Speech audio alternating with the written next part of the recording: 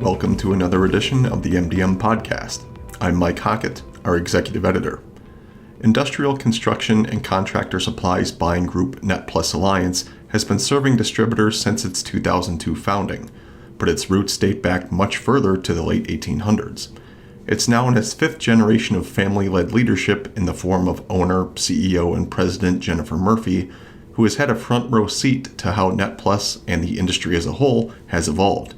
Her father, Dan Judge, founded the firm and is seen as an industry icon.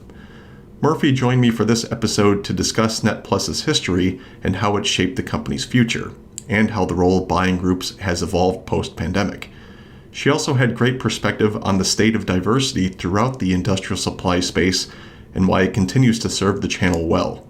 We touched on what NetPlus has been up to lately, as well as what Murphy has been hearing from the group's membership in terms of trends, challenges, and concerns, and what the outlook is for the industrial and contractor supply distributors and suppliers that NetPlus serves.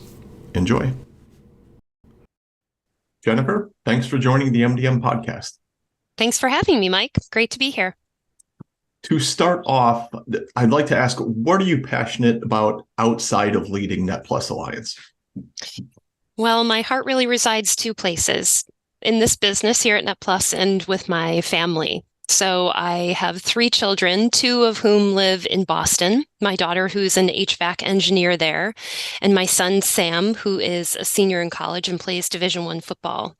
And then my youngest son is a freshman at Florida State. So my husband and I spend a lot of time throughout the year, most especially in the fall when we go to watch a lot of football games, but we spend a lot of time traveling to see our kids and spending time with them. And it is almost winter here in Western New York, so we've had a few snowflakes, but not too many yet. But I love to cross-country ski and downhill ski in the wintertime. And just, in general, kind of keep busy. When you're an entrepreneur and you run your own company, it becomes a primary source of what you do outside of work is also work. Very understandable. Well, I think most of our audience is familiar with NetPlus Alliance, but for those who might not be, can you give us a quick overview of, what the group is and its role in the industrial distribution and manufacturing space that it serves? Yes, sure.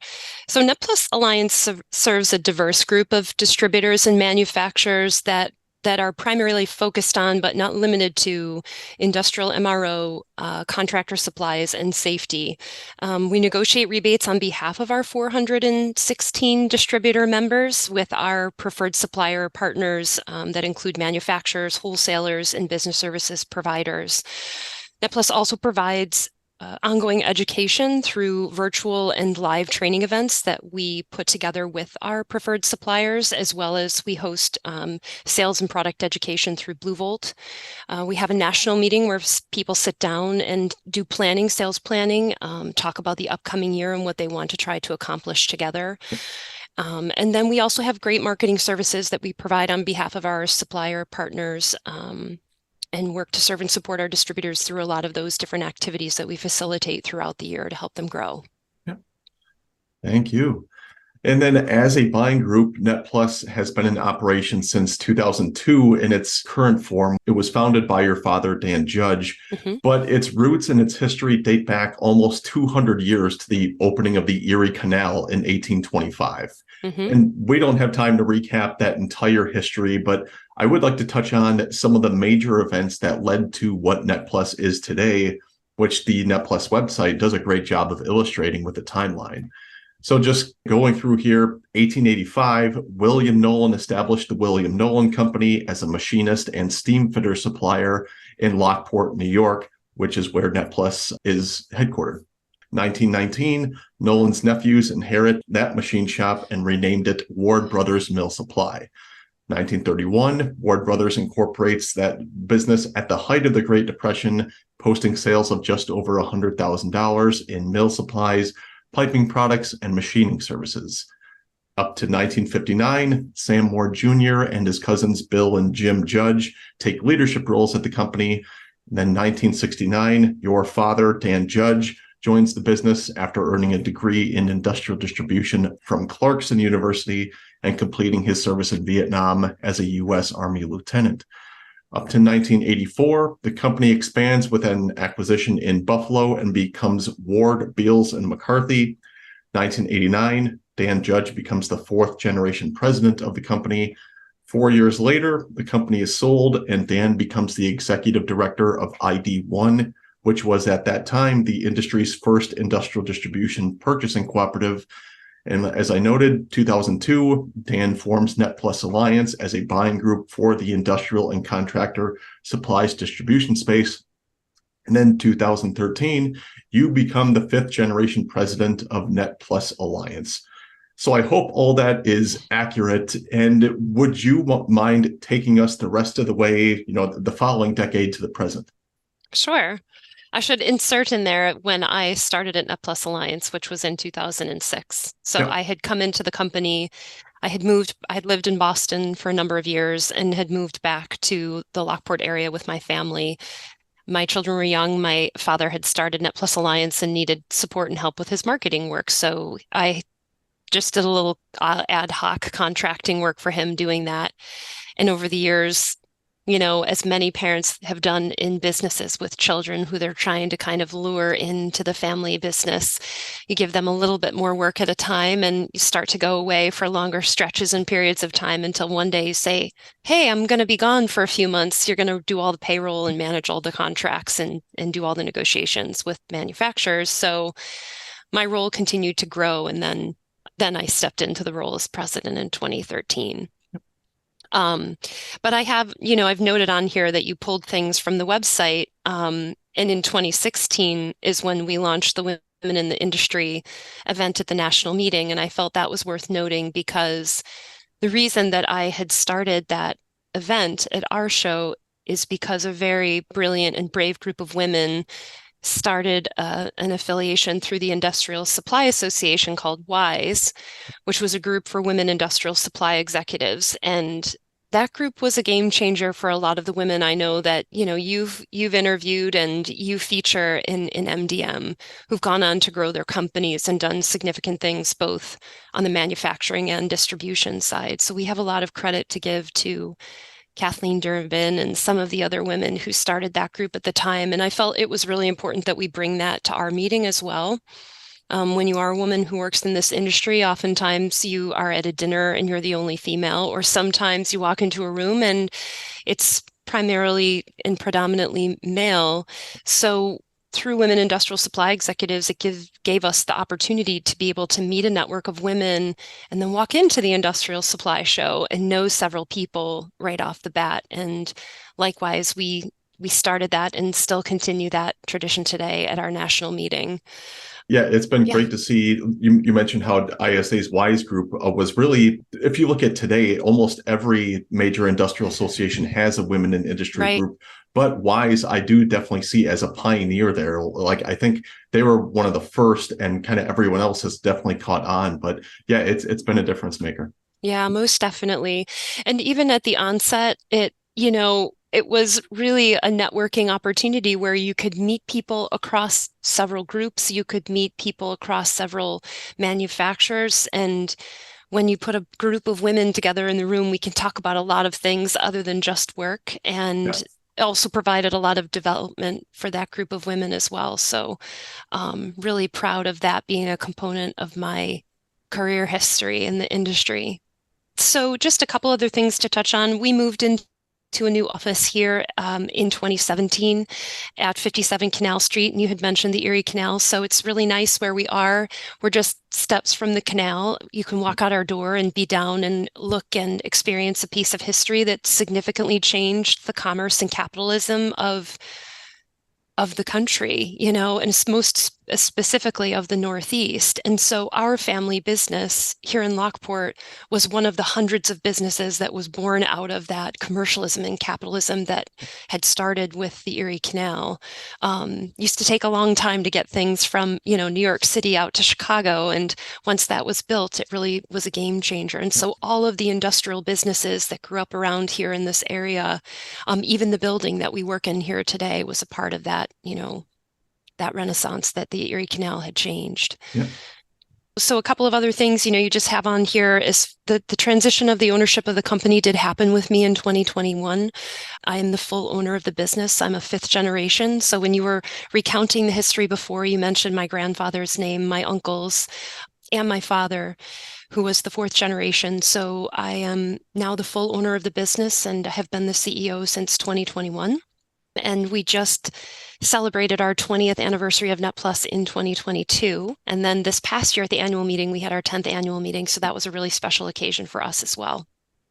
Yeah, and so much history there, and also I want to note there in 2017, your father Dan, he received ISA's John J. Buckley Lifetime Achievement Award at ISA's convention. So a huge honor in this industry, and I think it just bespoke about his status, how he's seen in the industry. Yeah, I So think we go uh ahead. we had sort of talked at the beginning of the podcast about the fact that that would have to be a whole nother conversation because there are so many people from the onset of the association, and that history, in my opinion, is fascinating. And there's a lot of people still who are a part of the industry or have received that award, likewise, that my dad did, who put a lot of work and sweat equity into building the association that's helped support the industry for a long time. So as we kind of recovered here over the last, 10 minutes, we're talking 198 years of history leading to where NetPlus Alliance is today. So, and you've already touched on this, but do you feel that history on a day-to-day basis there at the Lockport office? And do you think the rest of the team there does? Most definitely. Our office here today was the first manufacturing home for Harrison Radiator. So Harrison Radiator was the first cooling system that was ever developed. And when it was purchased by General Motors in 1919, the Harrison Radiator was in every automobile that was manufactured in North America. So this building has significant historic um, value and presence for us because Harrison Radiator and General Motors were Ward Beals and McCarthy's largest customer. So when this building became available and we were right outside the door from the Erie Canal, and that story that ties it back to our family business, we were super excited to get into this space. And it has a very industrial feel to it, the building itself, in terms of how they came in and helped us redesign and redevelop the space to really fit who we are and what we do. As I noted here, Dan Judge is seen as an icon in industrial distribution, hence the ISA Lifetime Achievement Award. And I know he's still very involved there at NetPlus. And I have to think that he serves as an excellent knowledge resource and just one of those people that seems to know everyone in the channel that NetPlus serves. So, what has that been like for you and the rest of the team there to have Dan for those knowledge and connection resources? So I asked him a little bit about this question prior to being on this podcast, and his answer was kind of funny. So I know that if Mike Marks is going to listen to this, he's going to get a chuckle out of this. Um, he said that there is such a great appreciation for the networks and the relationships that you build out of this industry. And he had said that most of his friends are at the great distribution center in the sky or retired or semi-retired like himself. And our whole team, especially our younger team, really appreciates him and the things that he brings to the table. He still participates in our weekly huddle every week.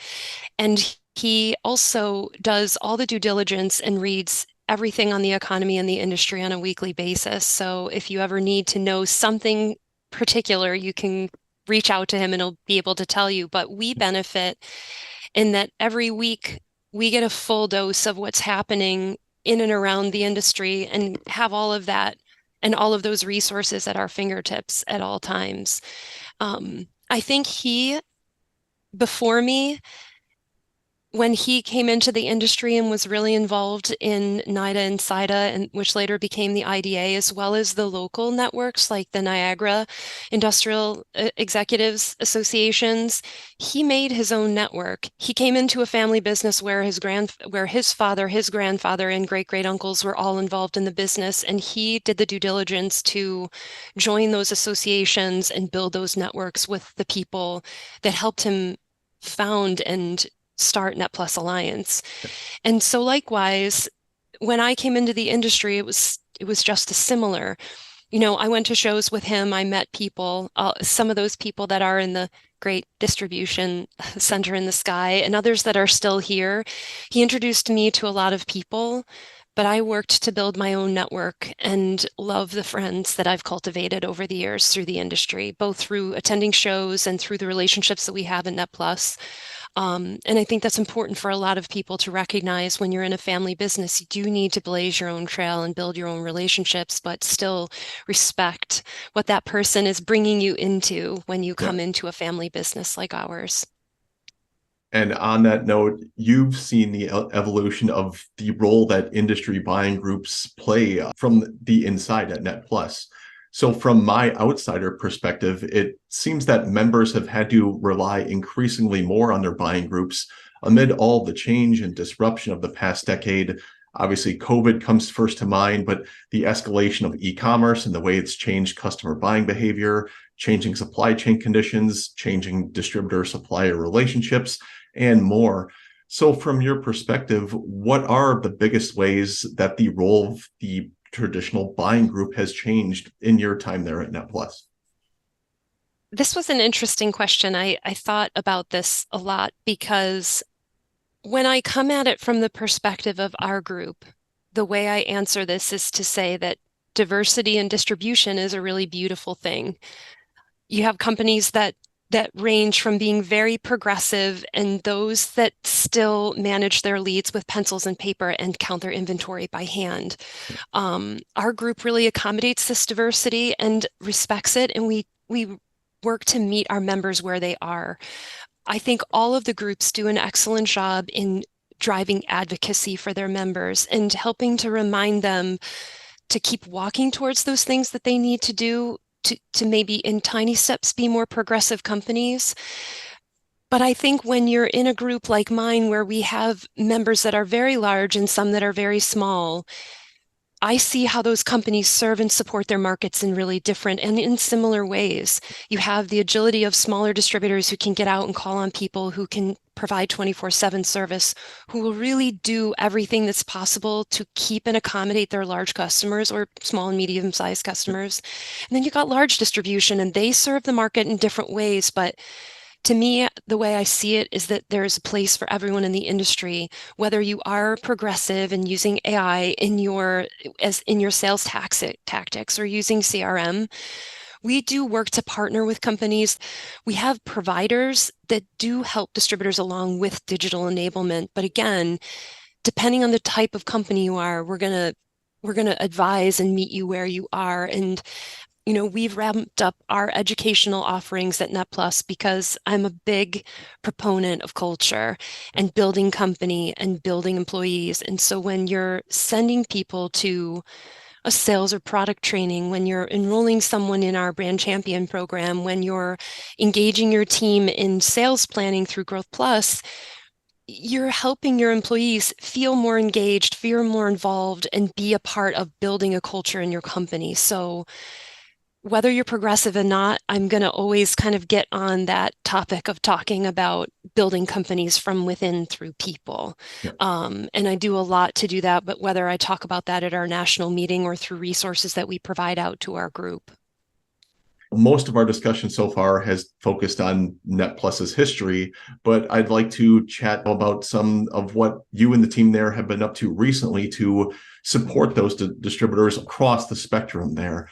And that includes the launch of NetPlus Academy, which is an online training offering, the launch of, as you mentioned, Growth Plus as a joint sales planning program that boosts partnerships between member distributors and suppliers, and then the expansion of NetPlus Perks as the group's loyalty program. So whether it's touching on those or it's something else, what have been the latest developments out of those programs? Well, I would say kind of going back to talking about how we meet people where they are. Our Growth Plus sales planning program has had significant success. It grows a little bit. It grows each year in terms of engagement. Anyone that runs a member organization or, is trying to kind of get their arms around a group of people to get them to essentially do what you hope that they'll do, which will benefit them. But we have seen progressive growth with that program. And I believe this year, I think we had almost a 50% increase from last year to this year in terms of active plans.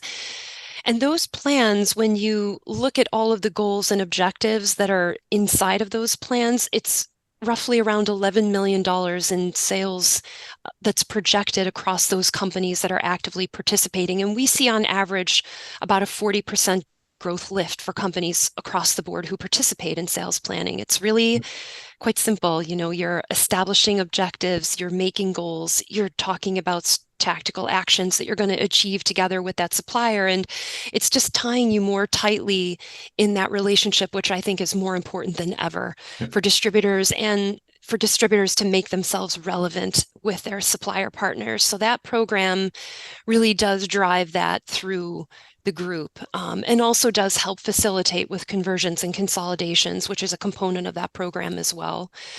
NetPlus Perks is a loyalty program that evolved out of an original program called Points Plus.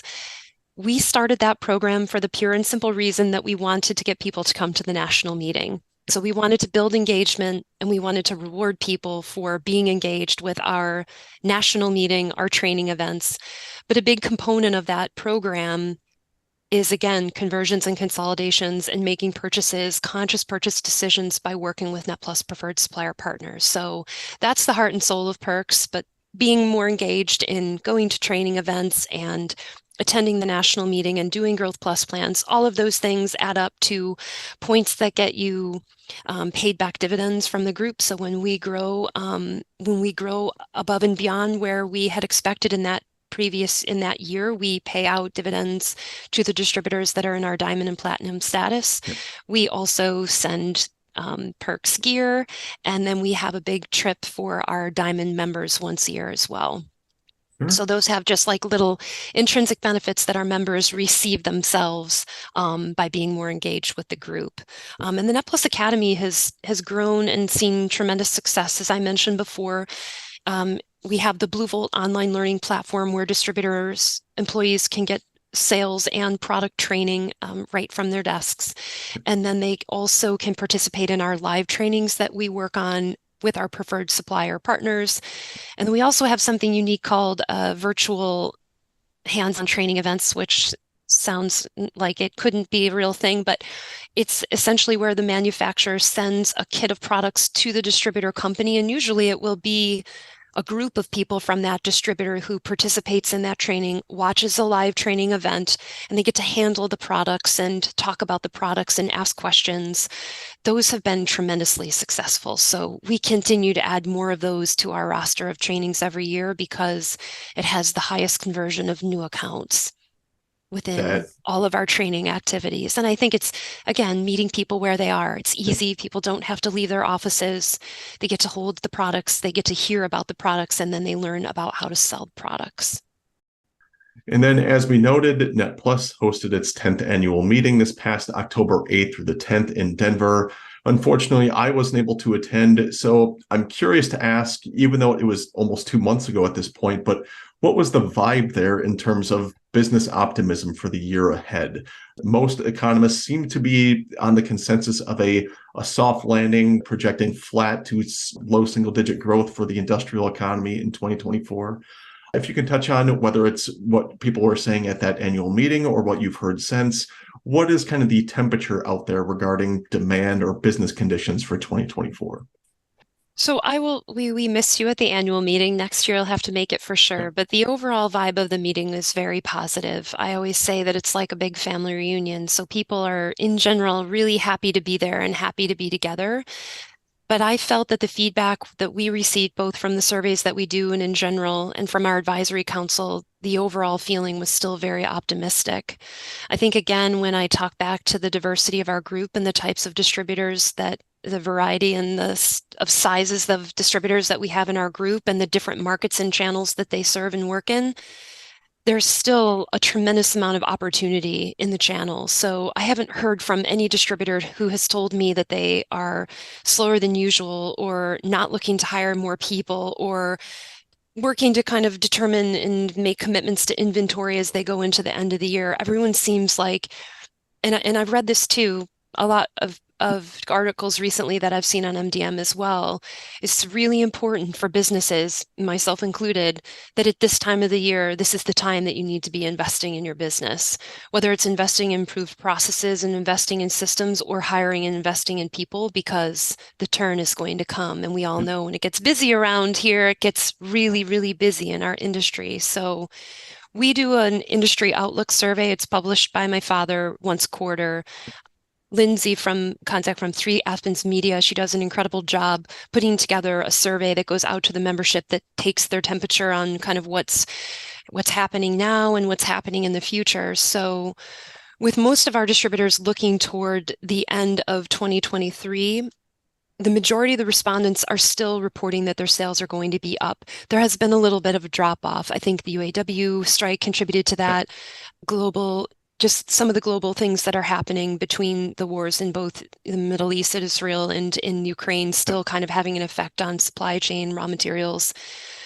Those things all are, resulting in a little bit of a downturn in Q3, which isn't necessarily, I think, uncommon in our industry. I think in most cases, we all see a downturn in Q3 with a pickup in Q4. I don't think we're going to have as much lift in Q4 as we normally do, but the optimism is still there. And most of the distributors coming out of the national show were talking about being more focused on NetPlus lines, capturing new business with current customers, working alongside in alignment with our preferred manufacturer partners, hiring new salespeople, and looking to take business from competitors in the field. So, on the downside of that, people said some of the quote activity was decreasing. Some were seeing a little bit of a manufacturing slowdown, and some losing orders to price, which everyone, I think, gets a little bit nervous thinking that those are a little bit of warning signs of maybe what might be to come in the next several months. But when we look ahead to 2024 in the same survey where we're asking people what their expectations are going into next year, 77% of the respondents are telling us that they expect to be up in 2024.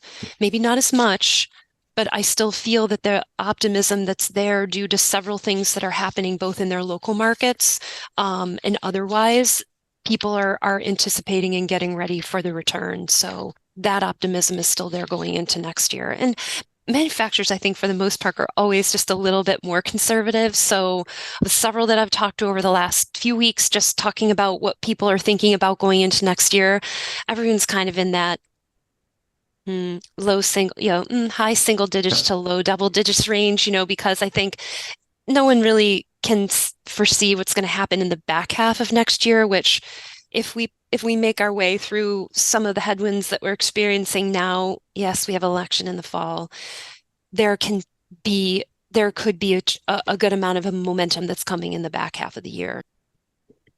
I think that perspective is going to be important to keep in mind, especially as we start seeing publicly traded distributors and manufacturers start reporting their Q4 earnings reports throughout January. And I'm sure that we're going to see many of these companies report pretty considerable declines on a year-over-year basis. But it's those comparables that I think you have to keep in mind. Yeah, they're comparing what's the current quarter with what was a historically amazing, basically 2023 and 2022. So yeah, Most definitely. I think you definitely have to keep that perspective in mind, that of what those comps are year to year and what they're comparing to. I agree. I agree with that 100%. I think that's always put into perspective whenever you're looking at a lot of the economic reports that's out there, is the place where we are now from a perspective of being quote unquote a little down is much further advanced than where we were before. So Exactly. I Yeah. think and the resiliency of the industry kind of speaks for itself when you can watch when I can watch our distributors go through COVID, make really quick business decisions, pivot, serve customers, do everything that they possibly can to continue to be committed to their customers. Whenever people talk about challenges, I just think we've weathered that storm. Yep. I don't know what could come next, but I feel that there's an incredible amount of agility by distribution to always face what's coming and make the best of it. People do need to be strategic. I guess I'll close with saying that you need to be smart about your business and employ good practices so that you're ready to be able to manage the business when it comes. Distribution doesn't before COVID, it didn't really have a reputation of being an industry that could be nimble and flexible. But I mean, it was kind of forced upon them, but I am definitely impressed with how the industry responded and what they were able to do. Some of these things that going into the pandemic, I think people would have thought there's no way distributors can operate with most of their salespeople working remotely and things like that. And they were able to make that happen. I'm sure it took a lot of scrambling and a lot of brainstorming, but the flexibility this industry showed was definitely impressive. Yeah, And I often then, joke that we yeah, didn't have a reputation at all prior to COVID because nobody knew what distribution or the supply chain were before yeah, COVID. So I think it was one of the best PR campaigns we could have ever hoped for, was definitely. coming into the forefront of people understanding how the products that they use every day, both in manufacturing that they buy on the shelves, comes through something that's called distribution. And I think that became a recruiting kind of point, that a selling point distributors can make to interested talent out there, saying, look at how critical this industry is to just the global economy. And they can show, the role that distribution played throughout the pandemic in keeping economies moving. Yeah. And so on that front, besides just the economic forecast, what people are expecting on demand at those industry events, I always like to find out what's the word on the street in terms of other current challenges and concerns. And the economy and demand are always top of mind. But I'm curious about anything else that you're hearing from NetPlus member distributors or manufacturers as far as their other top concerns or challenges heading into 2024, whether it's labor, whether it's general supply chain measures or something else. I think this is probably no surprise to say that people still have a top concern in terms of recruitment and retention. So I would say that's just a recurring theme that comes through the surveys almost every time and in conversations with distributors. I feel that it's getting better, as you just mentioned. I think we've gotten a better position in terms of being more recognizable for hiring people into this industry to bring a younger group of people. At NetPlus, we're going to put a focus on providing more HR support for our distributors going into next year. We partnered with a platform called Career Plug, where they provide more hiring tools and resources for distributors. It's a much more useful platform. It's a web-based platform that you can use to simplify your hiring practices. So I think even bringing tools like that to more traditional methods of hiring in terms of recruitment and retention helps significantly with our distributors being able to find and hire the right people.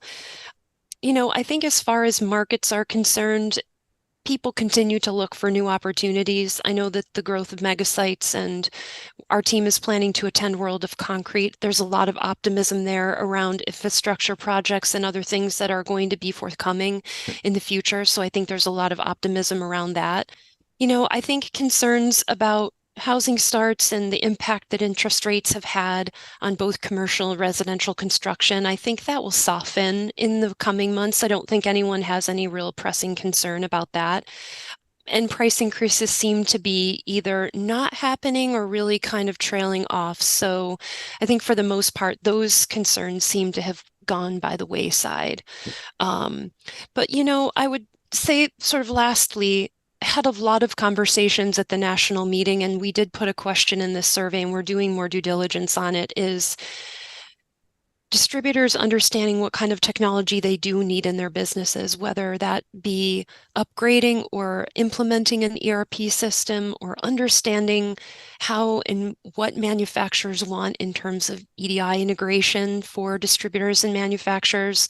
So working to do a little bit more on that side to help distributors kind of come along where they need to in those processes. And even things like CRM, I've used a CRM in our business since I started here. And the guys at Lead Smart, they do a great job talking about CRM and the need for CRM. But I was just an event with all of our distributors' salespeople. It was no owners, it was all salespeople. We were at an event with Milwaukee Tool, our brand champion event. And I asked a question about CRM. There's probably about 20 salespeople in the room. And after I explained what CRM was, because one of the people asked me if I would explain what I meant, I then asked, how people track their sales pipeline. And the majority of them do them in notebooks, or they do them, some of them use Excel. Some of them just said that they point to their heads and say it's all in their heads. But they're still hustling and working on behalf of their companies. They're working 12-hour days. They're super product knowledgeable. They know so much more than I do about any product.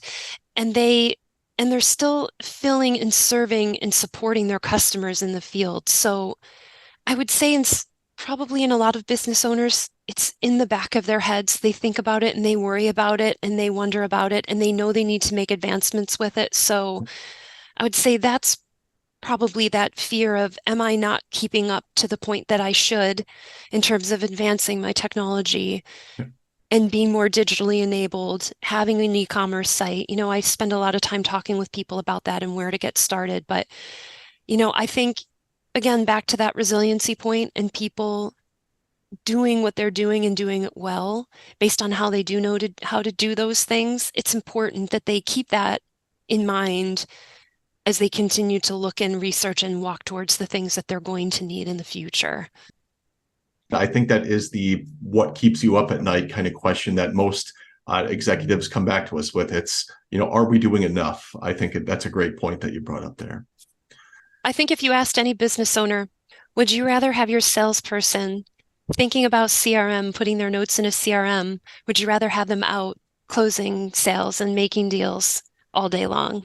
And I think they're going to choose the sales over another. And granted, I know the technology is going to pull people away like quickly in regard to utilizing AI and having other techniques and tactics. But in the day today and where people and how people are selling, I think owners want the sale. Yep. Well, that is all the planned questions I had for you, Jennifer. But before we close out here, do you have any final thoughts or parting words for our audience, whether it's about what you and NetPlus are up to or anything else in the industry that's on your mind? So when I was at the STAFTA convention recently, I had the opportunity to listen to Dirk Beveridge speak, and I have to give him a little bit of a shout out because I appreciate the bravery that he has in leading discussions in our industry and in distribution about family and businesses and leaders leading with love in their hearts. Because I think in this industry, it's sort of gotten kind of forgotten or put to the wayside the fact that so many of the companies, especially the ones that I serve and support, are built in and around a family or the family and the business and the employees that serve and support the customers every single day. I think for a long time, people probably mistook my kindness for weakness. And the growth that we've realized in NetPlus is contradicts that. And that you can have people in a team of people who truly care about what they do and how they serve the people, the members in our group and our manufacturer partners who love what they do every day, and have that translate into real results and growth that is greater than our manufacturer's national business numbers. So I love seeing him being out and talking about those things and really bringing to light the stories that you see in distribution every day, because those are the stories that we see and experience every day. And it's why I do what I do and why I love running this organization. So I appreciate the opportunity for being able to talk about it today and all the great work that you and your team do. You bring so much great information to the industry in a really objective and applicable way. So thank you to you and Tom and the team at MDM. Well, thank you for the kind words, Jennifer. And thank you once again for taking the time to be on the MDM podcast. We really appreciate it. Thank you. You're welcome. It's great to be here. Appreciate it.